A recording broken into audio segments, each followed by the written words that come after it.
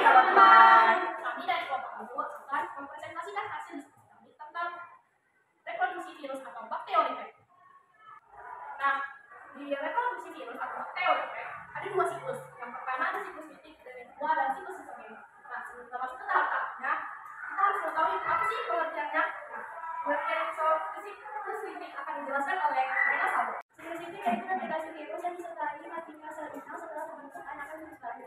Siklus litik terjadi apabila pertahanan sel inang lemah dibandingkan daya infeksi virus sehingga dalam tahap replikasi terjadi secara cepat. Nah, kita tadi sudah tahu pengertian dari siklus litik. Nah, kita belum tahu nih pengertian dari siklus isogenik. Pengertian siklus isogenik akan dijelaskan oleh Michelle. Siklus isogenik dalam biologi merupakan siklus reproduksi virus selain siklus litik. Kita sudah tahu nih pengertian dari siklus litik dan juga isogenik.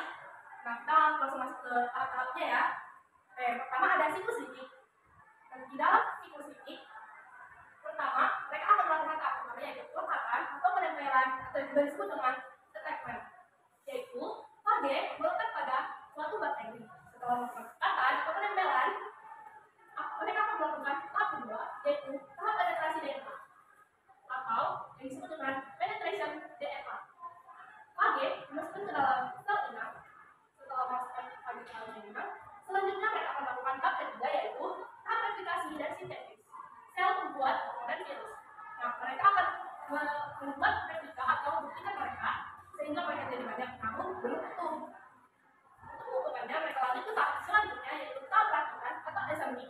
Nah, di sini pada tahap ini fagi-fagi yang sudah bereplikasi akan membentuk tubuh yang utuh.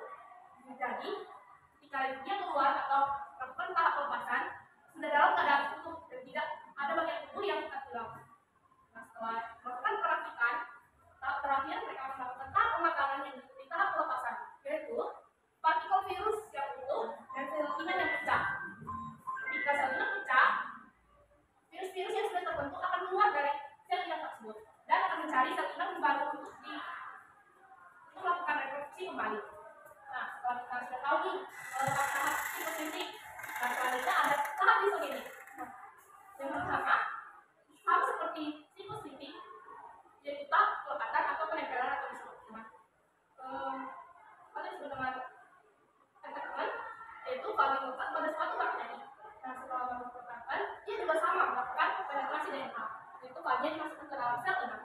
Setelah melakukan penetrasi ketiga, dia akan melakukan penyisipan. Tahap penyisipan DNA fagi disisipkan pada kemasan sel bakteri. Nah, ini adalah profagi ya teman-teman. Nah, profagi ini adalah ADN virus bergabung dengan ADN bakteri. Setelah melakukan tahap penyisipan, selanjutnya akan melakukan tahap pembelahan, yaitu kromosom yang telah disisipi oleh profagi akan mengadakan replikasi yang terjadi terus-menerus selama adanya pembelahan sel. Nah, setelah mereka melakukan replikasi, fagi dan bakteri akan memisahkan diri atau disebut dengan tahap pemisahan. Pada kasus ini, profagi akan memisahkan diri dari kemasan sel bakteri untuk memasuki siklus litik. Setelah dia melakukan pemisahan, lanjut ke tahap kedua, melakukan tahap penetrasi DNA lagi, yaitu faginya dimasukkan lagi ke dalam inang. Lalu setelah itu dia melanjutkan tahap replikasi lagi dan sintetis. Namun di sini tadi pada saat kita melakukan pembelahan sel, di sini sel inangnya belum hancur. Nah, di sini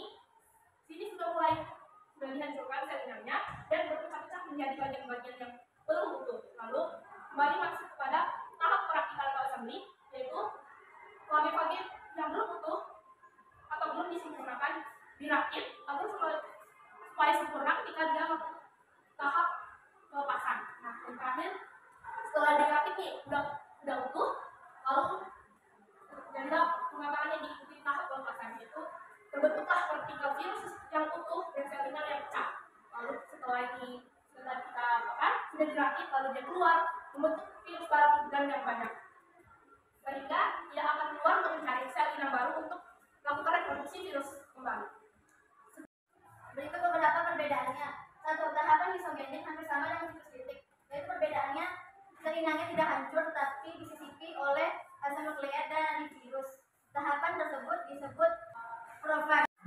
A inang kalau siklus litik terhidrolis, sedangkan siklus isogenik tidak terhidrolis.